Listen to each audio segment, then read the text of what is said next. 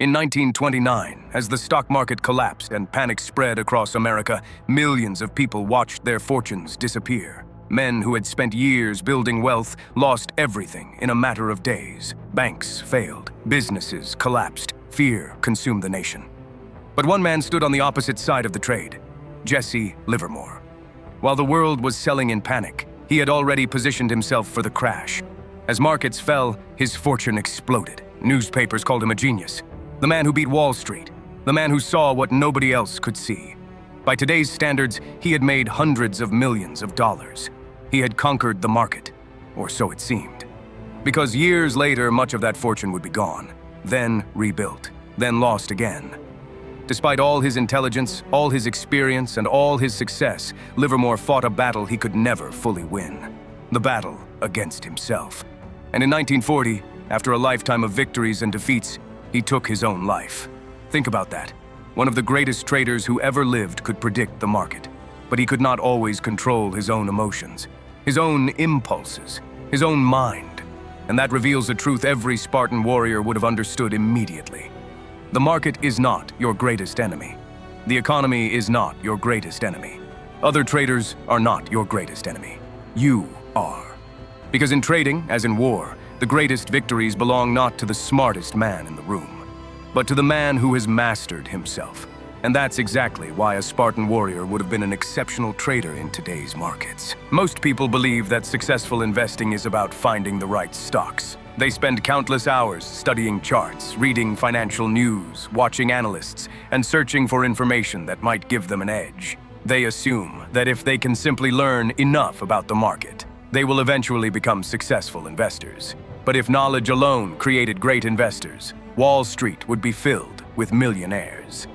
The truth is that investing is one of the few activities where knowing the right thing to do and actually doing it are often completely different things. Consider this. Almost every investor knows that panic selling during a market crash is usually a mistake. Almost every investor knows that buying quality assets at lower prices is often a good opportunity. Almost every investor understands the importance of patience and long-term thinking. Yet when markets collapse, most people do the exact opposite of what they know they should do. Why? Because the greatest challenge in investing is not intellectual, it is psychological. The market has a unique ability to expose human weakness. When prices are rising and everyone around you is making money, greed begins to take control. Suddenly, patience disappears. Rational analysis disappears. Investors who once promised themselves they would remain disciplined start chasing trends and taking risks they would never have considered before. Then, the cycle reverses. Prices begin to fall. Headlines become negative. Fear spreads through the market. The same investors who felt invincible only months earlier now feel an overwhelming urge to escape. They begin selling not because the underlying businesses have changed, but because their emotions have changed. This is why so many people struggle to build wealth in the stock market. Their biggest problem is not a lack of information. It is their inability to remain consistent when emotions become intense. A Spartan warrior would have understood this immediately because Sparta was built on a simple principle. A man who cannot control himself can't be trusted when pressure arrives. In battle, fear was contagious. One soldier breaking formation could create panic throughout an entire army. Because of this, Spartans spent years training themselves to remain calm under stress. Their goal was not to eliminate fear. That would be impossible. Their goal was to prevent fear from controlling their actions.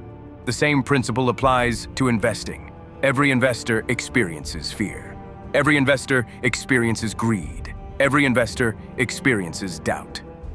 The difference between successful investors and unsuccessful investors is not the absence of these emotions. The difference is who remains in control when they appear. A Spartan would not ask whether you feel fear during a market crash. He would ask whether fear is making your decisions.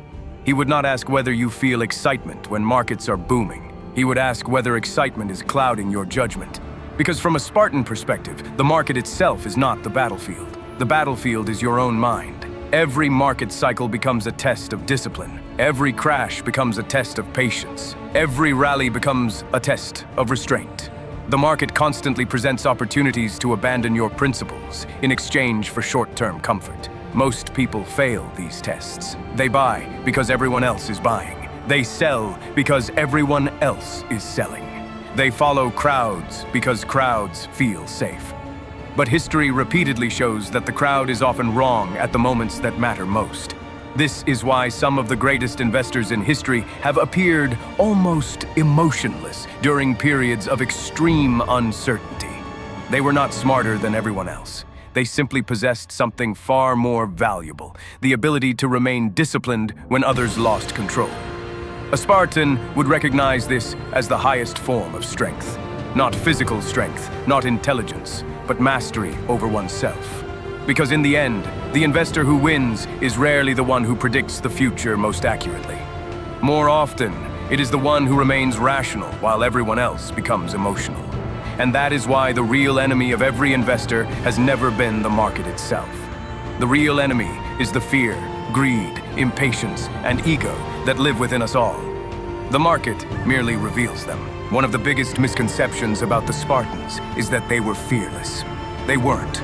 Like every human being, they felt fear, they felt pain, they felt doubt, they felt uncertainty before battle just as any other man would. What made them different was not the absence of emotion, but their relationship with it. The average person allows emotion to dictate action. When fear appears, they retreat. When discomfort appears, they avoid it. When uncertainty appears, they hesitate. Their emotions become commands they automatically obey. The Spartans saw emotion differently. To them, emotion was information, not instruction. A warrior could feel fear and still advance. He could feel pain and still continue. He could feel doubt and still execute his duty. Because from an early age, Spartans understood something that most people never learn. The moment emotion controls your decisions, you surrender control of your life. This philosophy made them uniquely suited for situations involving extreme pressure. While others became overwhelmed by uncertainty, Spartans trained themselves to remain focused on what they could control. They could not control the enemy. They could not control the weather. They could not control the outcome of the battle. But they could control their response, and that made all the difference. Ironically, this is the exact same skill that separates successful investors from unsuccessful ones today. The financial markets are designed to trigger emotion. Every day, prices rise and fall.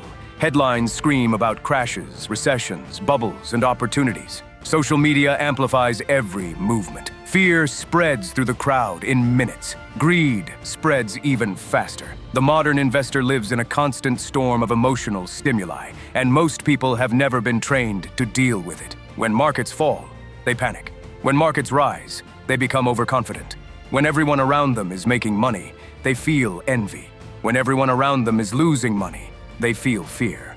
As a result, their decisions become emotional rather than rational. They buy because they are excited. They sell because they are afraid. And they spend years wondering why they struggle to achieve consistent results.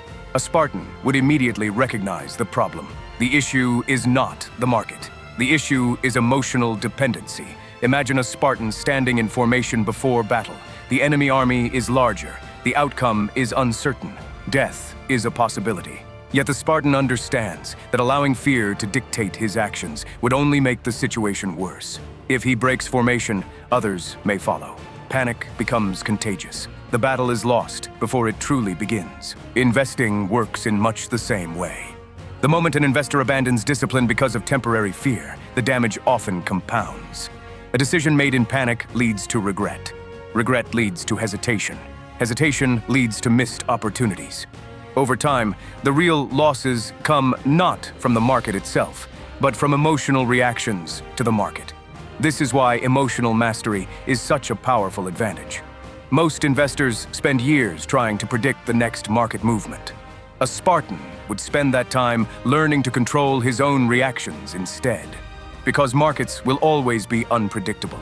Human emotions will always exist. Fear will never disappear. Greed will never disappear. Uncertainty will never disappear. The only thing that can truly be mastered is yourself. And that is precisely what Spartan training was designed to accomplish. They trained themselves to remain calm when others became anxious, to remain disciplined when others became impulsive, to remain patient when others demanded immediate results. In battle, this mindset allowed them to stand their ground while others fled. In investing, It allows a person to stay committed to a sound strategy, while others are consumed by emotion. This is why emotional control is not just an advantage in the market. It may be the single greatest advantage of all. Because every investor eventually faces moments when fear tells them to run, and greed tells them to abandon caution. And in those moments, success depends on answering one simple question. Who is in control? Your emotions, or you? Imagine a young Spartan standing before his first battle. The night before, sleep refuses to come. His mind races with questions. What if I fail? What if I die? What if tomorrow becomes the day my name is forgotten?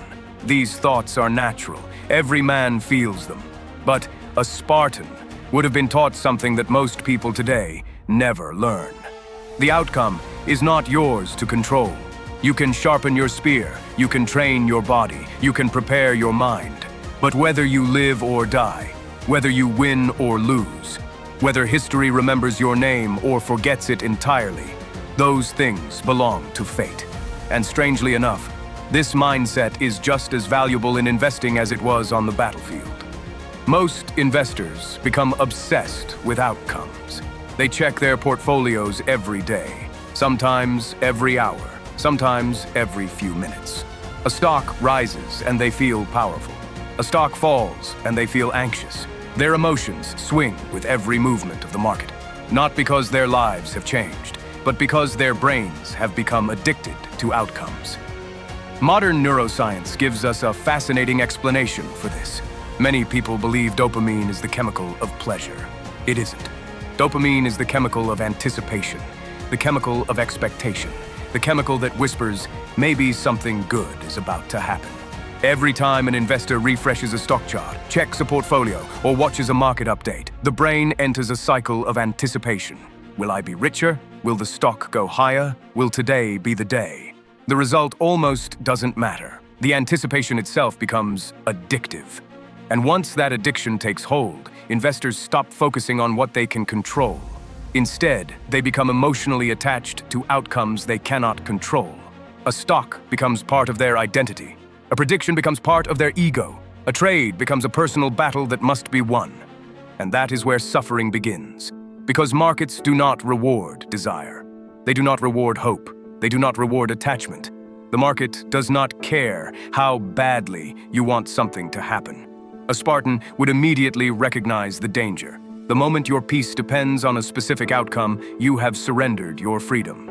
Think about two investors. Both buy the same company. The first investor spends every day staring at the chart. His mood rises and falls with the market. Every red day feels like failure. Every green day feels like victory. The second investor focuses only on his process. He studies the business. He manages risk. He follows his plan. Then he lets the market do whatever it will do. Months later, the stock declines. The first investor panics. The second remains calm. Why? Because one was attached to the outcome, the other was attached to the process. And over time, the process-focused investor almost always has the advantage. This is one of the great paradoxes of success. The people who become obsessed with results often sabotage themselves. The people who focus on execution tend to achieve better results as a consequence. A Spartan warrior did not enter battle thinking, "I must win." He entered battle thinking, "I must perform my duty." An archer does not control where the wind blows. A farmer does not control the weather. An investor does not control the market. What they control is preparation, discipline, execution, and the process. Everything else lies beyond their reach. The modern world constantly encourages the opposite mindset. It teaches us to measure ourselves by outcomes, by followers, by profits, by status, by validation. But the Spartan path was different. Focus on what is yours, release what is not, train hard, act wisely, accept uncertainty, then let the outcome go. Because true strength is not remaining calm when everything goes your way. True strength is remaining calm when it doesn't. And perhaps that is the greatest advantage a Spartan would have had as an investor. Not superior intelligence, not secret knowledge, not the ability to predict the future. Simply the wisdom to understand that the outcome was never his to control in the first place.